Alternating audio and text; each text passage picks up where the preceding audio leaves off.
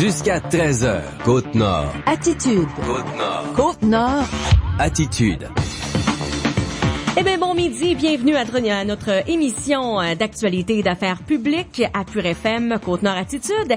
Il est 12h05, mon nom est Valérie Dionne et Jean Saint-Pierre, lui, est du côté de Port-Cartier ce midi, puisque il y avait une belle annonce qui a été faite du côté de Port-Cartier. Bon midi, Jean. Bon midi, on dérange à nos habitudes. Aujourd'hui, la co-animation se fait à distance. Il fait beau à Port-Cartier aussi. Bon, ben tant mieux s'il fait beau à Port-Cartier. Puis en plus, il devait faire d'autant plus beau parce que il y avait une belle annonce à faire là, du côté de Port-Cartier ce midi, Jean. Hein? Oui, vraiment un bel événement. Alors, en fait, on procédait au lancement officiel de la saison 2017 de notre triathlète Charles Paquette. On sait que depuis septembre dernier, c'est le vice-champion du monde junior, Charles Paquette. Mais 2017, c'est très important pour lui parce que là, il passe dans l'élite, là. Donc, ça change aussi les distances pour chacune des trois disciplines qu'il participe. Et vraiment, c'était très, très clair ce matin, là. Charles Paquette, on le voit tout le monde ici, là, aux Jeux olympiques en 2020, peut-être aussi en 2024. Il est déjà vice-champion du monde et en 2017, il y a beaucoup, beaucoup de compétitions un peu partout à travers le monde, en Europe, à Sarasota. On aura l'occasion de s'entretenir avec lui. Très souriant, Charles Paquette. Il est établi à Québec maintenant. Il s'entraîne avec le Rouge et Or de l'Université Laval. Mais aujourd'hui, il est dans son patelin. Puis il y avait des annonces intéressantes autour de lui, entre autres ArcelorMittal et le groupe Remabec, qui vont contribuer financièrement à sa carrière pour les 4 prochaines années. Alors, son avenir est garanti. Là, il peut se concentrer sur les entraînements et les compétitions, Charles Paquette. Christian Lepage, qui est le directeur des loisirs à Port-Cartier, très impliqué au niveau du triathlon également, ancien entraîneur de Charles Paquette, sera aussi avec nous dans quelques minutes. On va également à 12h25, Jean, s'entretenir avec Armand McKenzie pour parler de Tata Steel. En fait, tu lui as jasé, lui, cet avant-midi. Oui, Tata Steel est quand même bien implanté maintenant, du côté de Shefferville, du côté du port de Sept-Îles. Ils seront probablement les premiers à inaugurer l'automne prochain le quai multi-usagé qu'on a construit au port de Sept-Îles. On parle de 400 personnes actuellement qui sont en formation, qui seront des employés réguliers. Tata Steel s'implique sur la Côte-Nord, veut être présente pour les 20 prochaines années dans le transportement là, de minerais de fer. C'est un géant mondial, Tata Steel. Et Armand McKenzie, c'est un Inou. Il est vice-président aux affaires corporatives, relations publiques et relations avec les gouvernements également. On va parler un petit peu de toute l'histoire et de l'avenir de Tata Steel dans notre région qui devient un joueur majeur là, dans l'industrie du fer. Donc ça, ce sera aux alentours de 12h25. Ensuite, 12h40, tu t'es aussi entretenu avec Caroline Cloutier, qui est la conseillère en environnement à la MRC de Cette-Rivière. Je pense que ça concerne le plan de gestion des matières résiduelles, hein? Oui, on le sait, Valérie, il y a le compostage qui s'en vient là, probablement en 2018 à Sept-Îles Port-Cartier. On va être rendu avec 3 poubelles. Il va falloir faire encore un meilleur tri à la source. On a un nouveau plan de gestion des matières résiduelles pour nos 2 villes et l'objectif, c'est de réduire de 25 % ce qu'on envoie là au dépotoir, comme on disait dans le temps, dans nos sites d'enfouissement. Alors, il y a plusieurs mesures qui sont mises de l'avant, là, dont le recyclage des matériaux de construction et tout ça. On en parle avec Caroline Cloutier un peu plus tard. Et on a aussi la chronique économique avec Russell Tremblay, qui est le directeur adjoint chez Développement économique Sept-Îles. Beaucoup à dire avec Monsieur Tremblay ce midi, entre autres l'étude de faisabilité sur la réouverture de la mine du lac Bloom là, qui réjouit le milieu économique à Sept-Îles. On va aussi parler d'une implication de Développement économique Sept-Îles dans une mission phosphate pour le projet Mine Arnaud. On va faire la mise à jour de l'ADN de Sept-Îles et aussi un salon de sous-traitance là par rapport au projet Romaine. Donc, toutes sortes de sujets comme ça avec Russell Tremblay, donc de Développement économique Sept-Îles. En fin d'émission, donc Jean, je te laisse aller t'installer pour ton entrevue tout à l'heure avec Charles Paquette et Christian Lepage du service des loisirs à Port-Cartier. Et moi, pendant ce temps-là, je vais m'occuper des actualités. Je te laisse nous livrer les nouvelles régionales toute seule comme une grande. Super, je m'occupe de ça. Bye bye, à tantôt. Actualité Pure FM. Eh ben voilà, comme le disait Jean, on va jaser avec Charles Paquette tout à l'heure, puisque ArcelorMittal devient commanditaire majeur du vice-champion du monde junior de triathlon Charles Paquette. Ce dernier s'entraîne dans la catégorie élite avec le Rouge et Or de l'Université Laval en vue des Olympiques de Tokyo 2020. De passage dans sa ville natale à Port-Cartier ce matin, Charles Paquette a apprécié le soutien financier et logistique de gens de sa communauté. ArcelorMittal appuie déjà Charles Paquette depuis quelques années. Le groupe Rémabec a aussi confirmé ce matin un soutien financier sur 4 ans pour l'athlète de Port-Cartier. Charles Paquette participera à plusieurs événements internationaux en 2017, notamment le championnat sprint Camtri de Sarasota en mars. Il prendra part à des entraînements et des compétitions au Mexique en mars et en Europe au cours de l'été 2017. Charles Paquette est âgé de 19 ans. Il étudie au Cégep Garneau à Québec et entreprend sa première saison élite en triathlon, ce qui implique des plus longues distances en natation, en course et en vélo. Il a connu beaucoup de succès internationaux chez les juniors, notamment en devenant vice-champion du monde à Cozumel en septembre dernier. 2 arrestations ont eu lieu à Port-Cartier cet avant-midi dans une résidence de la rue des Saules lors d'une perquisition effectuée par la Sûreté du Québec dans le cadre d'une opération antidrogue qui touche aussi Montréal et Québec. L'identité des personnes arrêtées à Port-Cartier n'a pas encore été divulguée. L'opération vise le démantèlement d'une cellule criminelle qui contrôlait la distribution de méthamphétamine. Les 7 perquisitions ont permis de saisir plus de 62 500 comprimés de méthamphétamine, plus de 1800 grammes de cannabis, 750 grammes de hashish, 60 grammes de psilocybine, 80 comprimés de Viagra, 3 armes sans restriction, 2 armes d'autorisation restreinte et une arme prohibée. Le service des enquêtes sur les crimes majeurs de la Sûreté du Québec a procédé ce matin à l'arrestation d'un homme de Québec, Jonathan Pierre Fontaine, 30 ans. Il pourrait faire face à plusieurs accusations en lien avec la possession et le trafic de stupéfiants ainsi que de possession d'armes prohibées. La CFP de Pointe-Noire cherche un partenaire pour relancer l'ancienne usine de bouletage de Cliffs-Minois-Bush. La société ferroviaire et portuaire a lancé lundi un appel de projet. Elle est ouverte à différentes options. L'organisation fondée par la Société du Plan Nord pour reprendre les actifs de Cliffs, qui s'est placée sous la protection de la loi sur les faillites, souhaite un projet flexible pour assurer un maximum de retombées économiques régionales. L'usine de bouletage de Pointe-Noire à Sept-Îles a débuté la transformation du fer en 1963. Plusieurs investissements en modernisation ont été réalisés au fil des ans. L'usine embauchait 165 travailleurs lors de sa fermeture au printemps 2013. Un représentant de la Fondation Rue Principale est venu réfléchir, cette semaine, avec des gens du comité du centre-ville traditionnel de Sept-Îles pour planifier les changements d'urbanisme avec une vision de l'avenir. La ville a amorcé la revitalisation du secteur autour des rues Arnaud et Père-Divet par diverses initiatives, dont l'ajout d'un sens unique. Le conseiller du district du Vieux-Quai, Guy Berthe, croit qu'il faut poursuivre en dynamisant le secteur sur plusieurs aspects. Il croit que les jeunes devront s'approprier la rue principale. C'est au niveau architectural, c'est des façades de bâtiments. Mais aussi, il y a de la culture à venir intégrer. Il y a du sport, il y a du loisir, il y a du commerce. Il y a énormément de choses à venir implanter. La ville de Sept-Îles planifie des programmes pour encourager les commerces et les propriétaires de bâtiments pour améliorer les façades. Sept-Îles se donne une dizaine d'années pour revitaliser le centre-ville traditionnel. Et une délégation de la Côte-Nord s'est rendue à Québec pour déposer à l'Assemblée nationale 4000 éprouvettes symboliques et une pétition de 7000 signatures contre le projet Optilab. Le maire de Sept-Îles, Régent Porlier, la députée Lorraine Richard et le préfet en Maingani, Luc Noël, font partie de la délégation qui dénonce la proposition du ministre Barrette de centraliser les analyses en laboratoire. Selon la CSN, beaucoup de gens de la Côte-Nord s'opposent au transport d'échantillons médicaux de la Côte-Nord jusqu'à Saguenay pour analyse. La Côte-Nord perdra 80 emplois dans le réseau de la santé, selon le syndicat. Alors voilà, on fait une courte pause. Ensuite, on retrouve Jean Saint-Pierre du côté de Port-Cartier pour parler, entre autres, avec le triathlète Charles Paquette. Attitude. C'est la vente fin de saison de Chaussures Filion. Profitez de rabais allant jusqu'à 80% sur des bottes d'hiver, souliers, espadrilles dans une foule de grandes marques. Faites vite, quantité limitée. Chaussures Filion au 637 avenue Brochu à Sept-Îles et au chaussuresfilion.ca. Cet hiver, votre concessionnaire GM Pascal Automobile vous en donne plus. Pendant les jours plus pour votre échange, échangez votre véhicule et obtenez jusqu'à 1500 $ de plus sur un véhicule neuf admissible. Avec, en plus, des taux jusqu'à 0% et des rabais pouvant atteindre 5000 000 $. C'est en plein le temps de passer avec un GM9. Et en plus, à l'achat d'un véhicule, vous obtenez automatiquement un voyage pour 2 personnes dans un parc thématique à Orlando, avion et hôtel inclus. Tout ça chez Pascal Automobile au 109 Monseigneur-Blanche à Sept-Îles. Passez nous voir.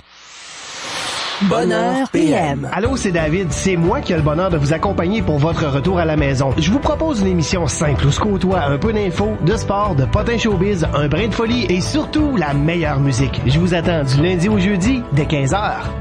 Pur FM 94.1. Il y a des matins. Allô, c'est Valérie. Tous les matins de semaine, j'ai le bonheur de commencer mes journées avec vous dès 6 heures. Actualité artistique, nouvelles locales, sujets qui vous touchent, le tout accompagné d'une dose de bonne musique et de bonne humeur. Je vous attends du lundi au vendredi de 6h à 9h. Pur FM 94.1. Jusqu'à 13h. Côte-Nord. Côte-Nord. Attitude. Pur FM 94.1.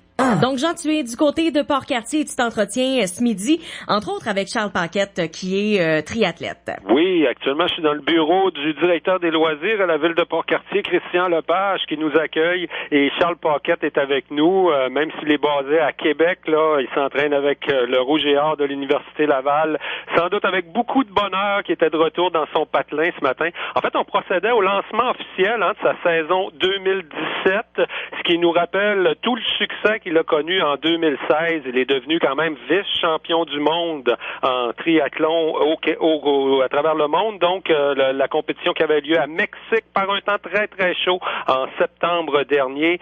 Ce matin, on annonçait aussi plusieurs partenaires. Les grandes entreprises de Port-Cartier seront derrière lui pour les 4 prochaines années. Entre autres, une annonce du côté d'ArcelorMittal et également du groupe Remabec. Donc, une belle avant-midi du côté de Port-Cartier. Charles Paquette, ça doit être réjouissant quand même de sentir qu'on a quasiment toute la population de son patelin derrière soi.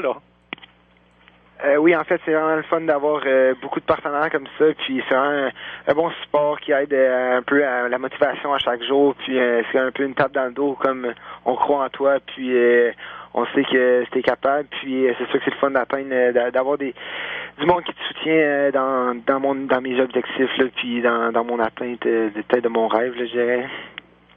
On dit des fois l'adage, nul n'est prophète dans son pays, mais ça marche pas, cet adage-là, à Port-Cartier, à cause de gens comme Christian Lepage. On se souvient qu'il a déjà fait un petit peu la même implication quand Marie-Hélène Chesham s'est rendue aux Olympiques il y a quelques années.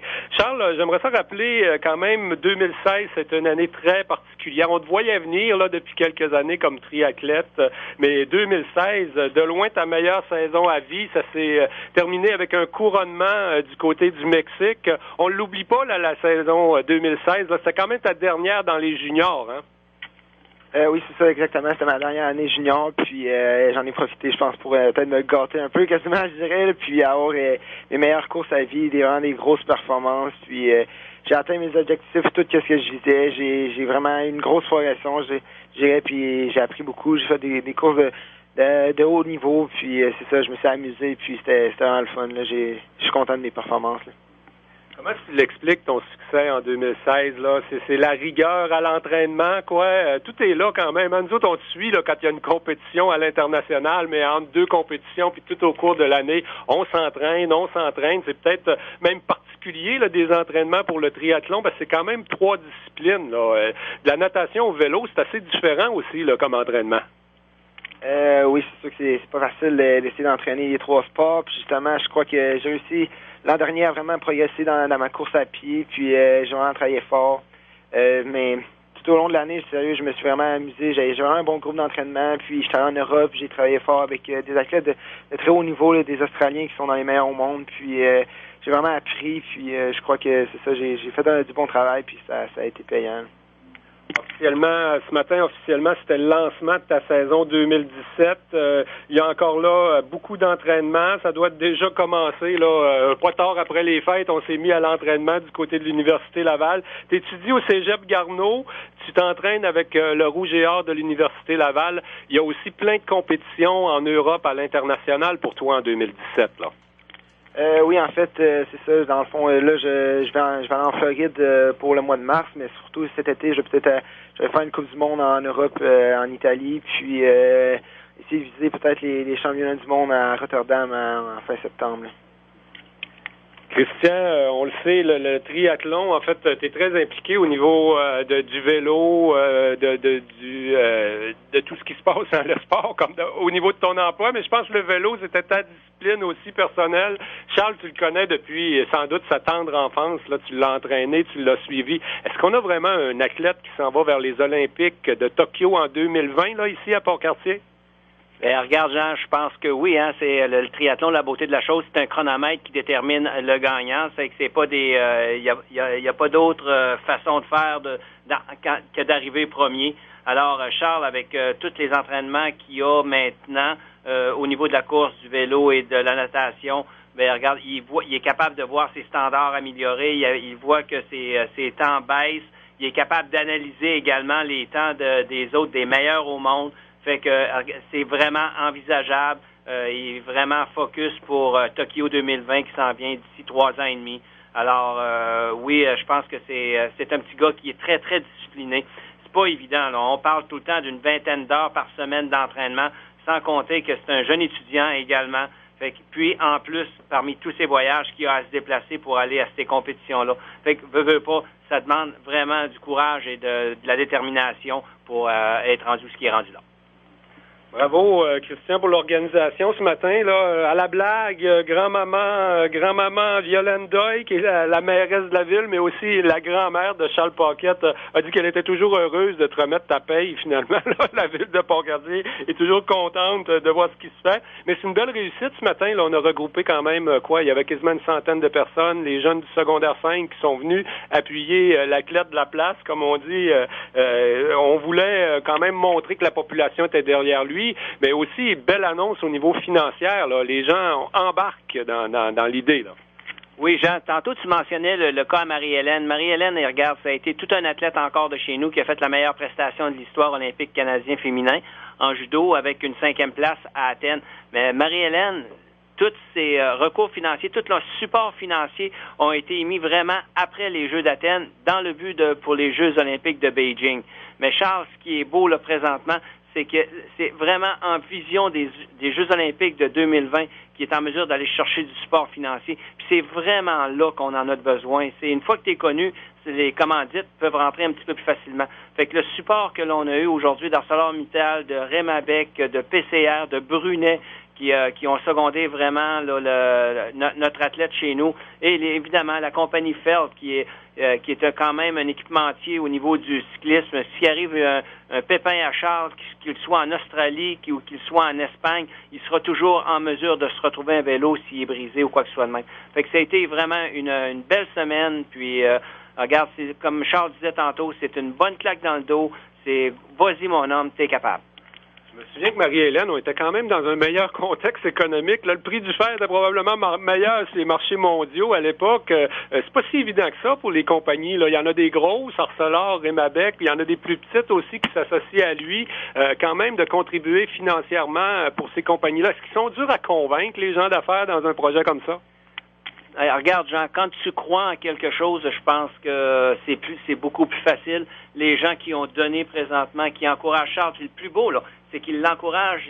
Plusieurs compagnies l'encouragent jusqu'en 2020, jusqu'à Tokyo. Là, c'est pas juste question d'un an, là. C'est des argents qu'on n'aura pas besoin de chercher en 2018, en 2019 et en 2020. Fait que quand tu crois en l'athlète, je pense que c'est toujours possible.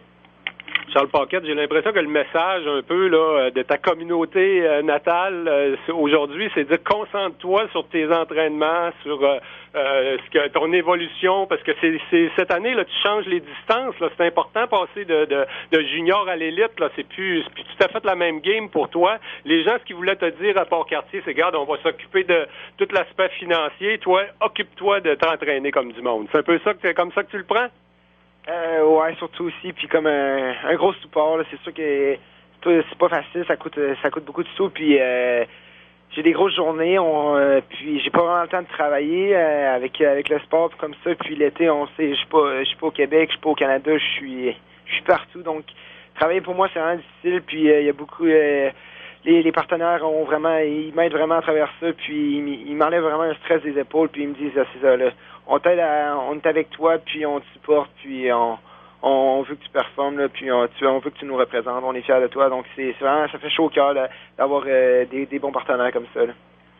En terminant, Charles, on en a déjà parlé, là, entre autres en septembre dernier, quand tu es devenu vice-champion du monde. On parlait d'un rêve olympique pour 2020. Là, c'est beaucoup plus concret. Toi, tu te vois là en 2020, là, ou si ça t'impose une pression quand même que tout le monde te voit aux Olympiques de Tokyo en 2020? En fait, non, j'ai vraiment pas de pression sur les épaules. C'est sûr que c'est l'objectif, c'est dans ma main. Puis, je vais essayer de viser ça, mais si ça marche pas, ça marche pas. Et on sait qu'il y a pas beaucoup de Canadiens qui s'y rendent. Puis il y a toujours 2024. Là, en 2020, je vais avoir seulement 23 ans. C'est extrêmement jeune pour un triathlète. On sait, le plus jeune sur le départ à Rio avait 22 ans. Donc en 2024, il est toujours là pour moi. Puis je suis sûr que je vais travailler fort. Puis je pense que c'est possible. Mais en même temps, il y a beaucoup de travail à faire. Puis on l'espère que je vais être capable de m'y rendre, là. Maintenant, on parlait de retraite du côté de Christian Lepage, mais là, on vient de parler de 2024. Là. Ça te donne encore quelques années d'ouvrage. Si c'est pas comme directeur des loisirs, ça sera peut-être pour appuyer la candidature ou notre athlète olympique à Port-Cartier. Charles Paquette, Christian Lepage, un gros merci de nous avoir accueillis ce matin puis de nous permettre de parler de notre athlète de chez nous. Voilà. Merci, Jean. Jusqu'à 13h. Côte-Nord. Côte-Nord. Attitude. Vous avez des photos de votre voyage dans le Sud et vous aimeriez les mettre en valeur? Photo Impression JC vous offre gratuitement un montage d'une valeur de 25 $ de vos plus beaux souvenirs avec entre 5 et 8 de vos plus belles photos sur une magnifique toile Canva. Plusieurs grandeurs disponibles. Surveillez-nous. De nouveaux produits seront disponibles au grand public bientôt. Suivez-nous sur Facebook. Photo Impression JC, les plus beaux tirages en ville. 961-2979. Côte-Nord. Attitude. Pure FM 94. On va parler des projets de la compagnie Tata Steel. On le sait, il y a eu un beau lancement l'an dernier là au port de Sept-Îles avec un premier bateau qui chargeait du minerai. On sait que les projets sont du côté de Schefferville. Et Armand McKenzie, un Inou bien connu chez nous à Sept-Îles, Ouachat, Macmaliotenam, est très impliqué dans ce projet-là. Il travaille avec Tata Steel depuis les débuts de l'implication ou de la création de Tata Steel Canada. Actuellement, il est vice-président aux affaires gouvernementales, je pense. Bonjour Armand McKenzie. Oui, bonjour Jean, ça va? Oui, très bien. Bonjour Jean de la Côte-Nord. Ben oui, il y a des beaux projets chez Tata Steel, hein? Ça fait quoi, 3-4 ans là, que la compagnie est vraiment formée au Canada puis s'intéresse, là, travaille du côté de Schefferville, hein? Oui, exactement. Donc, on a fait quelques belles réalisations au cours des dernières années. Évidemment, tu mentionnais plutôt cet été, l'été passé. Donc, on a fait la première expédition de bateau du côté de Pointe-Noire. Alors, qui est numéro 30, c'était quand même un bel événement pour essayer de remettre un peu d'activité dans ce secteur de cette île. Et d'ailleurs, je me rappelle, j'avais fait beaucoup de visites du côté de Pointe-Noire. Et à ce moment-là, c'était plutôt calme après le départ de Cliffs.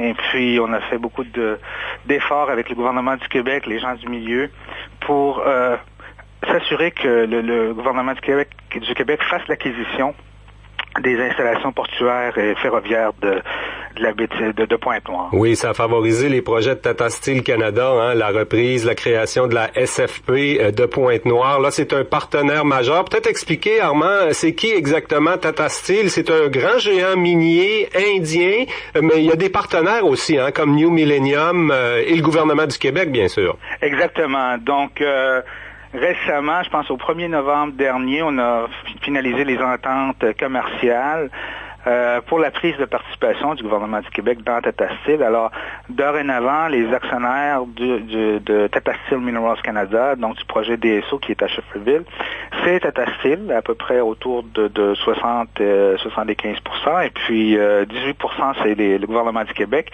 et 4% c'est le New Millennium, donc la compagnie minière à l'origine du projet. Mm-hmm.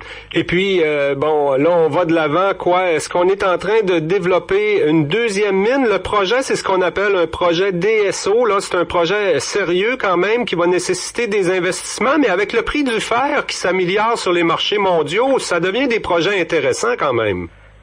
Ça demeure intéressant, mais il faut être prudent dans le sens que il y a des compagnies minières qui ont déserté, si on veut, la fosse du Labrador à un prix qui est à peu près similaire au prix qui existe maintenant aujourd'hui. Donc, quand Tata Steel a décidé d'investir à Shefferville, on parle d'un investissement d'au-delà d'1 milliard là, au cours des 4 dernières années. Le prix du fer était autour de 160 US, 170 US. Oui, mais il a fondu en bas de 40 US à un moment donné. On devait être inquiet quand même du côté de Tata Steel à ce moment-là? Oui, nous étions très inquiets parce que, bon, évidemment, il y a quand même, Wabush Mine qui a fermé ses portes, Cliff qui a annoncé le retrait de ses activités, qui s'est mis sur la loi sur la protection de la faillite, là. Et puis la même chose pour Labrador Iron Mines qui opérait à Shefferville. Alors nous, de notre côté, Tata Steel a une vision plus à long terme, donc on se disait qu'est-ce qu'on fait? Et finalement, le gouvernement du Québec est intervenu à travers le fonds minier. Fonds mines et hydrocarbures. Donc, et dans ce contexte-là, on peut espérer maintenir les emplois qui sont à Shefferville. Donc, on parle d'au-delà de 400 emplois en pleine opération. Et donc, on va redémarrer nos opérations à partir de la mi-mars, 1er avril. Et puis, vous disiez tantôt qui est Tata Steel, mais c'est un géant minier donc qui opère depuis une centaine d'années. Donc, c'est une compagnie indienne. On s'entend de l'Inde. Et qu'est-ce qu'ils ont comme propriété? On parle de Tata Communications à Montréal, on parle de Jaguar, Land Rover, on parle de produits de consommation comme le thé Tetley. Donc c'est quand même assez vaste et puis c'est une multinationale qui opère donc depuis plusieurs années. Oui. Et Tata Steel, c'est un des producteurs d'acier les plus importants dans le monde, un des 10 producteurs d'acier dans le monde. Donc, et la production de Shefferville va à la fois en Europe, auprès de Tata Steel Europe, en Hollande, aux Pays-Bas, de même sur le marché chinois. Donc on essaie d'opérer dans ce contexte-là. Et donc, on est très heureux là, des avancements ou des progrès que nous avons réalisés au cours des dernières années. Ça permet d'insuffler, si on veut, un apport économique important là, dans la région de Shefferville. Mais maintenant, on est en discussion également avec Développement économique Sept-Îles pour élargir notre influence, si on veut, notre impact économique au niveau de la région de la Côte-Nord. En fait, on met en place plusieurs choses. Hein. C'est un projet qui est là au moins pour les 20 prochaines années. On y va par étapes pour le démarrage comme ça. Actuellement, on est surtout, on travaille la formation des gens finalement, là, parce qu'on parle de 400 personnes. Ça va être surtout des gens de la communauté Innu ou encore des Naskapi de Shefferville. Présentement, nous sommes fiers de dire que on a presque atteint 30% de la main-d'œuvre sur le projet. On a atteint un taux de presque de 30% de main-d'œuvre autochtone, donc des locaux. Alors ça, c'est important à souligner. Mais évidemment, là, nous sommes en recrutement là pour divers postes au sein de nos opérations, incluant dans les opérations dans l'usine de traitement de minerais, parce que c'est vraiment c'est pas un concentrateur comme tel, mais on fait un traitement du minerai pour augmenter sa teneur à 62, 65, ce qui est recherché par le marché mondial. Donc on est en recrutement présentement. Donc c'est intéressant. Donc on a eu beaucoup de difficultés, des défis importants. Tu as parlé tantôt de la situation mondiale au niveau du prix du fer, mais on a eu quand même des difficultés, des contraintes logistiques importantes, des contraintes de climat, des contraintes au niveau de la région. On parle quand même, on a installé une usine complète et on a construit un chemin de fer, une route d'accès au nord de Schefferville. Là, on parle on parle maintenant de notre route d'accès, là, fait à peu près comme 40 000. Donc c'est au nord de Schefferville avec un seul lien ferroviaire. Donc c'est difficile. C'était difficile et il a fallu passer aussi au travers des autorisations environnementales. Là, nos prochains défis c'est d'opérer une première mine au Québec. Donc, parce que les gisements, il y en a à peu près une vingtaine de gisements à Schefferville, parce que c'est pas comme à Labrador-Cité ou à Fermont ou Mont-Wright où il y a un pit minier, si on veut, une fosse. C'est plusieurs petits dépôts ou des gisements miniers clairsemés qui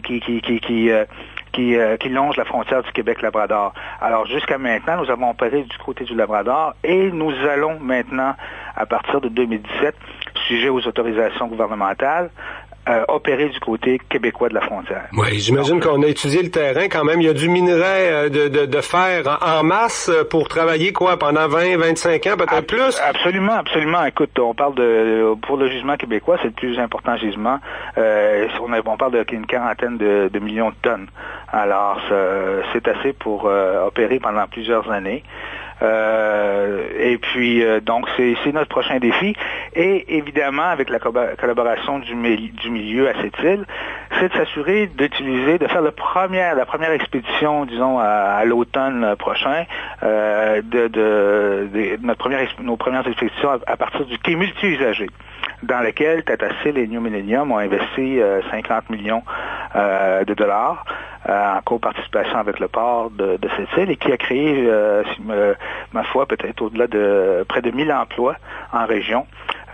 Puisque, me fondant sur le communiqué de presse des rapports annuels du port de cette île, ça a créé quand même passablement d'emplois à cette île lors de la construction du quai multi-usagé. Et là, on a toutes les ententes aussi pour le transport. Hein? C'est Chewetun, sans doute, qui va être partenaire de Tata Steel et QNSCL pour descendre tout ça de la mine au port, finalement. Absolument. Alors on parle pour cette année, évidemment, c'est une année de stabilisation, si on veut. On veut vraiment démarrer, là, donc une opération durable, là. Et puis, on parle de 3,5 millions de tonnes cet été. On comprend, on n'est pas rendu aux 20 millions de tonnes, mais à terme, notre capacité sera autour de 8 millions de tonnes. Oui. Alors ça crée de l'emploi pour Chewetun également, pour les gens, ça maintient le rythme d'affaires également pour QNSNL. Et on a une bonne relation avec IOC à ce niveau-là. Donc, ce sont des partenaires importants et il faut s'assurer que dans ce contexte-là, d'être compétitif, parce que la compétitivité, la compétition, c'est pas avec ArcelorMittal ou IOC, c'est vraiment avec le Brésil ou l'Australie, donc qui sont plus proches du marché et qui peuvent opérer à des coûts plus compétitifs que les opérateurs miniers qui sont dans la fosse du Labrador. En même temps, c'est un marché que Tata Steel connaît bien, est très présente depuis plusieurs décennies. Il y avait la Société ferroviaire et portuaire là, de Pointe-Noire qui cherche un partenaire éventuellement pour réouvrir l'usine de boulettes à Pointe-Noire-Cette-Île. Là. Ça intéresse pas nécessairement Tata Steel, hein? Non, on met vraiment notre focus là sur le projet DSO à Schefferville, s'assurer que nos opérations soient compétitives au niveau mondial. Donc, c'est vraiment, et qu'il y a une fluidité, si on veut, dans les opérations, et que les expéditions de minerais de fer se fassent de façon continue plutôt, et que ce soit du minerai de bonne qualité qui répondent aux besoins du marché mondial. En terminant, Armand McKenzie, tu connais bien les communautés Innu de Uashat Maliotenam, de Schefferville aussi, là. Est-ce que il y a quand même 30% de vos employés qui seront des Autochtones? Est-ce que ça demande une adaptation particulière? Ces gens-là, on contribue à leur formation présentement, là. Ça va être des opérateurs de machinerie, des gens, toutes sortes de métiers qu'on voit dans les mines de la Côte-Nord, là. Absolument, parfaitement. Donc, l'objectif à terme, selon nos ententes avec les communautés autochtones, c'est d'arriver à 40%. Maintenant, la formation aidant, ça nous permet d'augmenter ce pourcentage-là. Et grâce, évidemment, avec une collaboration avec le gouvernement du Québec, le gouvernement canadien, on met sur pied des programmes de formation.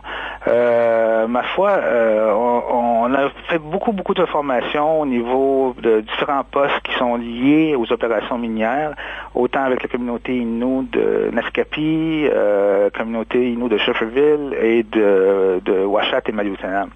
Alors, on continue dans ce sens-là et on va poursuivre nos réalisations avec dans ce domaine avec le centre de la commission scolaire du Fer, je crois, donc centre de formation professionnelle qui sont situés sur la Côte-Nord, le nouvel centre de formation professionnelle autochtone également. Donc, on essaie d'établir une synergie pour faire en sorte qu'il y ait des retombées économiques pour les familles autochtones également. Donc, on a une bonne composante là, et puis on veut bâtir là-dessus. Pour au moins les 20 prochaines années, hein, j'imagine qu'on a choisi des jeunes surtout, des gens dynamiques, quelques-uns qui ont peut-être déjà des expériences de travail intéressantes dans le domaine minier. Ben, écoutez, les gens qu'on a formés, il y en a qui sont chez d'autres compagnies minières là, ou qui travaillent pour nos sous-traitants. Donc c'est une bonne nouvelle. Donc ils peuvent transporter leur formation dans d'autres secteurs, d'une part. Et deuxièmement, c'est la jeunesse, effectivement. Et puis on mise sur la jeunesse. Et particulièrement les femmes autochtones, parce qu'ils ont une qualité donc à ce niveau-là, ils sont très compétentes, fiables, disciplinées, et ce qui est intéressant, parce que notre dernière groupe de formation, la dernière cohorte plutôt, c'était presque tous des femmes autochtones. Donc, on est fiers de ça. Donc, c'est bien. Donc, on est très content du résultat et puis on espère bâtir davantage parce qu'on vise évidemment une présence plus importante des Autochtones dans le milieu minier, mais également des femmes en général. Oui. Donc ça, on a certains targets là-dessus ou des objectifs qu'on veut atteindre.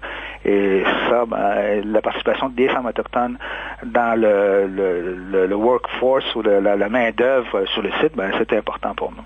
Oui. Et j'imagine que la fierté, j'ai vu des femmes autochtones conduire de la machinerie lourde à Shefferville et j'ai été très content de le voir. Et puis les chefs, quand ils voient les chefs autochtones, ils voient ces femmes-là travailler sur des grosses machines, c'est assez imposant. C'est impressionnant plutôt. Et j'imagine que la fierté, ça marche des deux bords. Hein? Tata Steel est fier de faire affaire avec les Autochtones. Et je pense que les gens de Shefferville, les Innu, les Naskapi ont dû vous accueillir avec fierté aussi. Là. Juste le fait qu'ils t'engagent, toi, quand même bien connu dans la communauté Innu, ça a peut-être aidé à créer des liens, Armand?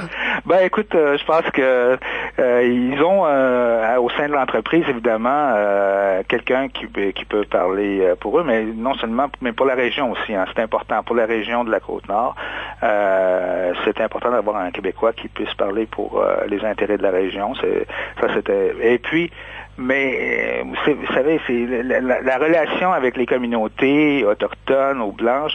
Il faut jamais que ce soit acquis pour une entreprise. Il faut toujours que ce soit un travail de longue haleine. Donc là, on débute nos travaux avec le développement économique cette île, par exemple, et puis on espère faire quelques histoires de succès, si on veut, pour qu'on puisse bâtir là-dessus la relation entre la compagnie et puis la région. Eh bien, Armand McKenzie, un gros merci pour ta collaboration à la radio aujourd'hui. Je rappelle que tu es vice-président des affaires gouvernementales chez Tata Steel Canada. Merci beaucoup. Merci, au revoir.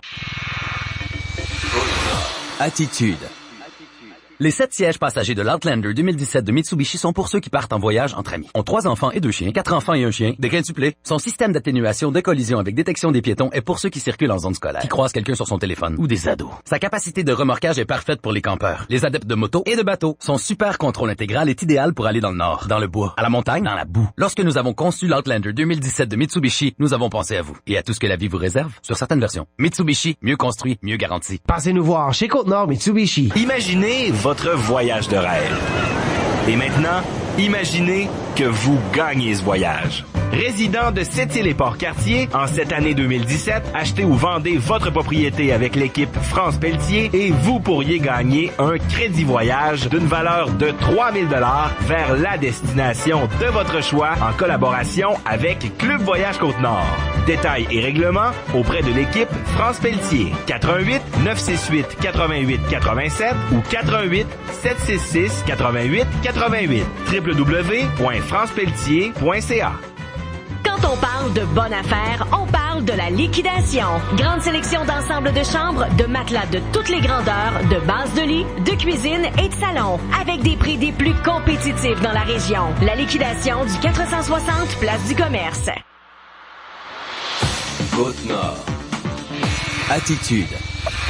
Pure FM. 94. Bon, on va parler du plan de gestion des matières résiduelles qui est en place, qui a été approuvé par le ministre de l'Environnement, David Hurtel, pour nos deux villes de Sept-Îles et Port-Cartier. Bien sûr, c'est la MRC, la municipalité régionale de comté de Sept-Rivières, qui est le leader dans ce domaine-là. Et Caroline Cloutier est avec nous. Elle est conseillère en environnement et développement durable à la MRC de Sept-Rivières. Bonjour, Caroline. Oui, bonjour. On s'est donné un plan de gestion des matières résiduelles, là. Le thème dit bien ce qu'il a à dire. En fait, on veut en produire moins des déchets. Là. C'est un plan de gestion des déchets pour qu'en éliminer le plus possible, qu'il n'y ait plus rien qui aille le moins possible, en tout cas, au site d'enfouissement qu'on a à Sept-Îles et Port-Cartier. Oui, exactement. C'est sûr qu'il y a un objectif ambitieux derrière tout ça. On parle de 25% de réduction de notre poubelle collective. Donc ça veut dire vous et moi à la maison, mais aussi dans nos milieux de travail. On peut penser aussi au domaine de la construction, rénovation, démolition qu'on a tendance à oublier des fois dans notre quotidien. Donc, c'est un effort collectif, je vous dirais, qu'il faut mettre en œuvre d'ici 2020. Quand on dit que c'est un plan ambitieux, en tout cas, on manque pas de moyens, hein, de défis non plus, parce qu'on s'est donné quand même 5 actions, là, 5 mesures concrètes qu'on va mettre de l'avant au cours des prochaines années dans le cadre de la gestion de nos matières résiduelles. Dis-moi, si on se compare, Caroline, là, à d'autres MRC, d'autres villes au Québec, est-ce qu'on est des mauvais gestionnaires de nos déchets? Ben, je vous dirais, en fait, chacun a ses défis. Ce qui est intéressant avec les plans de gestion de matières résiduelles, c'est que le gouvernement nous demande pas de faire des copier-coller, d'appliquer la même recette partout. Ce qu'on devait faire, c'est vraiment avoir un bon portrait de nos habitudes, l'habitude de nos citoyens, de nos organisations, puis de regarder sont où nos défis et de choisir des actions adaptées. Donc, c'est sûr que notre MRC peut être différent de la MRC voisine ou d'une MRC qui est dans le sud du Québec.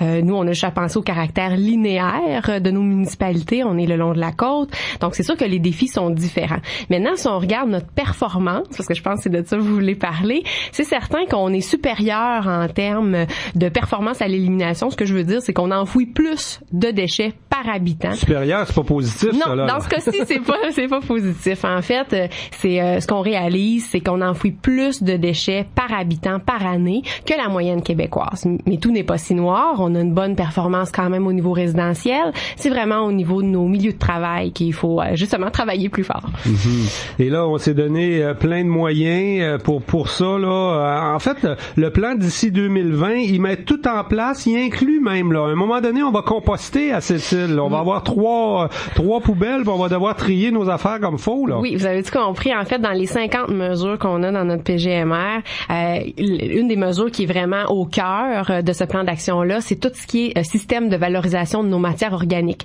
Plure de fruits, retail de gazon, en fait, tout ce qui se décompose bien, finalement. Actuellement, la majorité de ces matières-là sont envoyées à l'enfouissement. Il y a des gens qui compostent, mais c'est quand même pas la majorité de la population.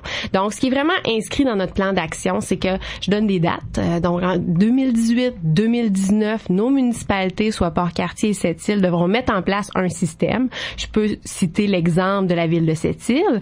Alors, l'idée, dans la planification, parce qu'on parle bien de planification, on parle d'une plateforme de compostage. Maintenant, comment ça va s'opérer concrètement sur le terrain, comment la collecte va se faire de ces matières-là, ben ça, c'est la municipalité qui est liée au PGMR et qui doit justement travailler sur ce projet-là dès aujourd'hui. aujourd'hui. Pourquoi on fait tout ça? C'est une mauvaise façon de faire. La façon qu'on gère les déchets depuis des années au Québec, de jeter nos plures de bananes dans la poubelle, la poubelle principale, ou ce qu'on appelait avant la poubelle principale, c'est pas écologique, hein? Il faut changer nos façons de faire. Quelle bonne question, parce que souvent, on est tellement dans ce domaine-là qu'on oublie d'y répondre. C'est pas compliqué. Les matières organiques en forêt, par exemple, dans les milieux naturels, ça se décompose bien, hein? Il y a pas de problème avec ça. Dame Nature s'en occupe. Quand on est dans un lieu d'enfouissement, les matières sont entassées les unes sur les autres. Donc, les matières qui habituellement ne causent pas de pollution, comme la fameuse plure de banane, le papier journal, aussi le bois, se trouvent à produire des gaz à effet de serre sous l'effet, justement, de l'entassement. Donc, le méthane, justement, c'est un gaz à effet de serre qui a un pouvoir sur le réchauffement climatique environ de 20 à 30 fois plus grand que le CO2. Donc, ça, c'est des données qu'on a tendance à oublier. Il y a aussi le fameux lixivia. Ça, c'est le terme un peu technique pour parler du jus de poubelle. Hein. Quiconque change sa poubelle sait de quoi je parle. Alors, imaginez dans un lieu d'enfouissement. Il y a pas, ce n'est pas l'eau coule. Hein. On n'a pas de couvercle là-dessus. Il y a de la pluie, il y a de la neige. Donc, ça fait je vous dirais un cocktail un petit peu toxique mélangé avec les matières.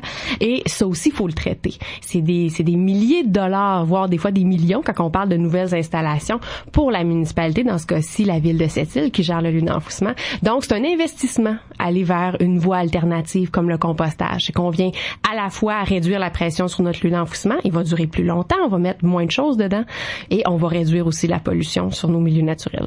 Les plus jeunes qui sont à l'écoute sont venus au monde avec le recyclage. Les plus vieux comme moi, là, il a fallu s'y habituer, intégrer ça dans nos vies, dans notre gestion des déchets, des matières résiduelles. Est-ce qu'on est bon en recyclage à Sept-Îles Port-Cartier? Là, on a quand même un centre à Port-Cartier qui fait le tri de tout ce qu'on met dans nos poubelles bleues, mais est-ce qu'on le fait bien, au moins cette étape-là, là, qui est quoi, ça fait 20 ans qu'on recycle au Québec? Oui, tout à fait, ça fait longtemps. Si on regarde les territoires qui se sont ajoutés à Port-Cartier, c'est en 2006 que le recyclage a commencé, 2008 pour la communauté d'Ouachat-Malotena, mais cette île, ça faisait déjà plusieurs années que c'était en place.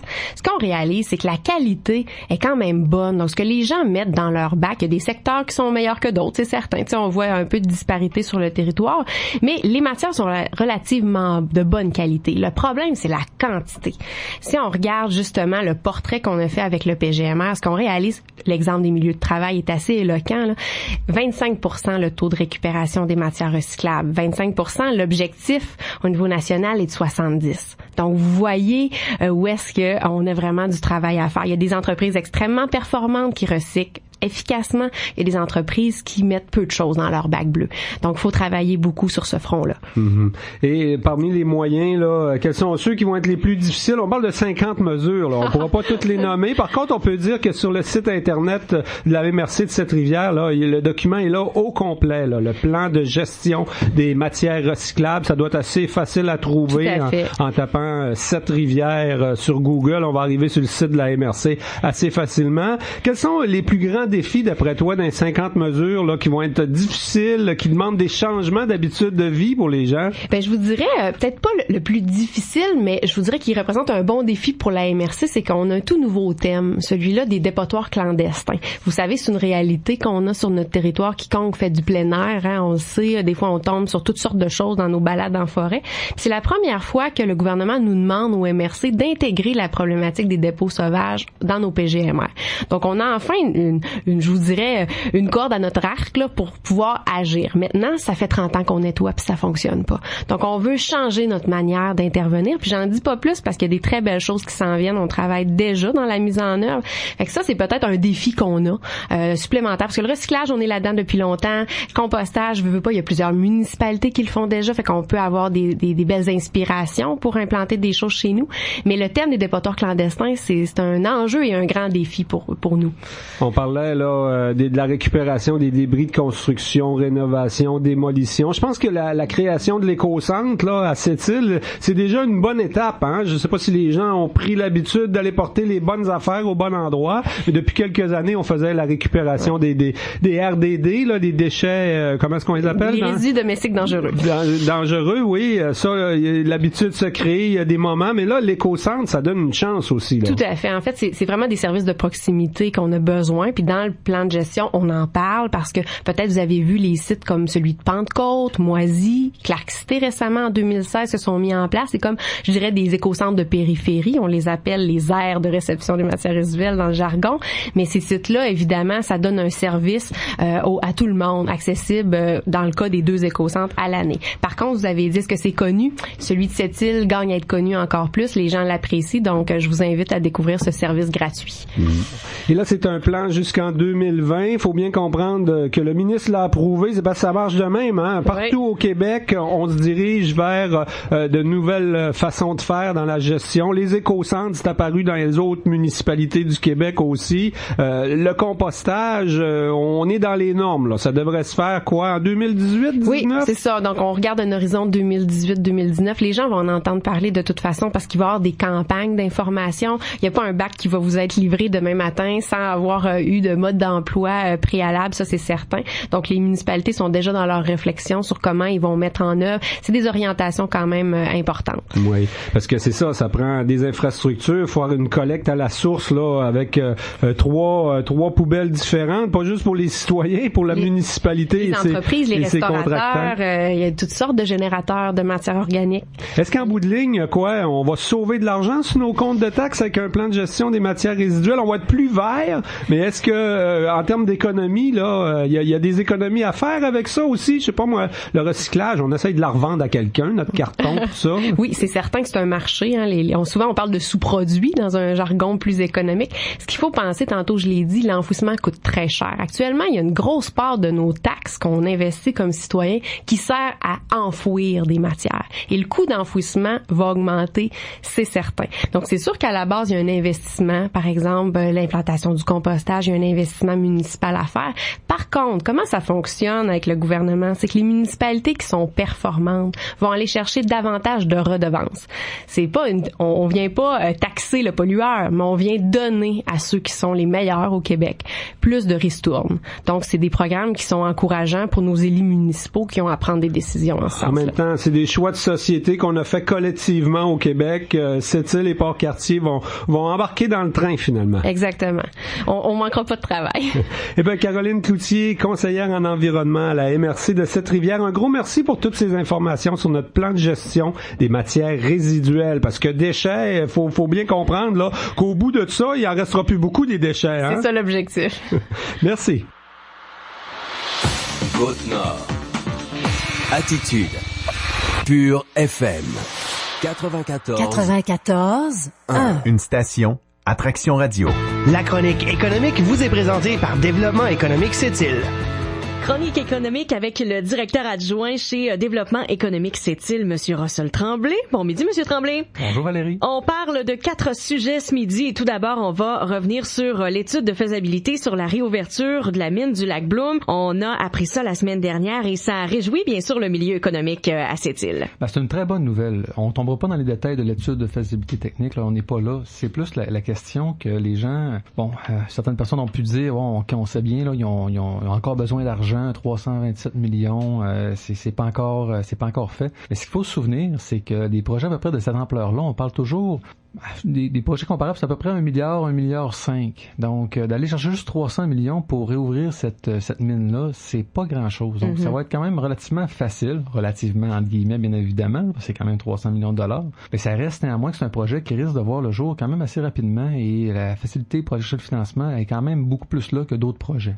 Donc, la question de Champion, c'est un dossier qu'on va suivre attentivement. La Corporation économique va suivre ça. Va essayer d'aider le promoteur également à trouver son financement pour faire en sorte qu'on puisse avoir vraiment une année 2017 qui est beaucoup plus rose de ce qu'on a pu voir dans les 2 dernières années là, à Sept-Îles au point de vue économique. Donc ça, c'est une très bonne nouvelle, puis c'est important de le souligner, puis que les gens de Sept-Îles peuvent être très confiants que ça puisse voir le jour très rapidement la Champion Mine. Oui, vous avez bien raison, les bonnes nouvelles, ça vaut la peine de les souligner quand on en a effectivement. D'ailleurs, vous vous impliquez chez Développement économique Sept-Îles dans une mission phosphate pour le projet Ménarneau. Oui, en fait, c'est une mission sur le phosphate qui a lieu là à Tampa Bay en Floride. C'est un grand événement qui se passe là au niveau annuellement. On a décidé d'y aller cette année parce que premièrement, il y a une visite d'une mine d'apatite là-bas.